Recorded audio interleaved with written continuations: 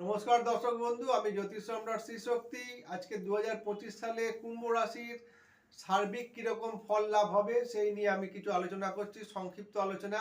যার যার রাশিচক্র অনুযায়ী, দশা অন্তর্দশা অনুযায়ী আলাদা বিচার হয়, এটা সংক্ষিপ্ত বিচার। প্রথমেই বলি, কুম্ভ রাশির এই বছরে কিন্তু শনির সাড়ে দ্বিতীয় ফেজ চলছে।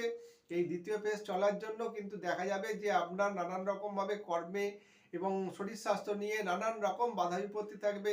পারিবারিক একটা গৃহ অশান্তি এবং কর্মের উন্নতিতে অনেক রকমের বাধা বিপত্তি থাকবে। মন কিন্তু সবসময় আপনার একটা খিটখিটে ভাব থাকবে।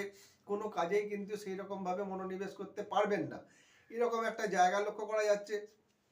কিন্তু আপনার যেহেতু এই দ্বিতীয় ফেজটা মার্চ মাসে শেষ হয়ে যাবে, হ্যাঁ, মার্চ মাসে শেষ হয়ে যাওয়ার ফলে এবং মার্চ মাসের পর থেকে কিন্তু আপনার একটু কর্মের উন্নতির যোগ এবং আপনার নিজের মধ্যে একটা কিন্তু অনেক রকমের স্পৃহা, নানান রকমভাবে কিন্তু সব কিছু জেনে নেওয়ার স্পৃহা এবং কর্মে উদ্যমতা কিন্তু বৃদ্ধি পাবে।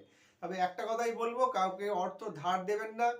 আগামী 1.5 বছর 2.5 বছর কিন্তু আপনারা অর্থ কাউকে ধার দেবেন না। অর্থ ধার দিলে কিন্তু আপনি সেই টাকা পেতে আপনার প্রচণ্ড বেগ পেতে হবে। টাকা ধার দিলে আপনাকে ভেবেই নিতে হবে যে ওই টাকাটা আপনি পাবেন না, সেই হিসাবেই ধার দেবেন। আর যাদের বিবাহের কথাবার্তা হচ্ছিল মার্চ মাসের পরে, তারা কিন্তু বিবাহের কথাবার্তা এগোন এবং বিবাহের কথাবার্তার দিকে আপনার ফ্রুটফুল জায়গা কিন্তু মার্চ মাসের পরে পড়বে।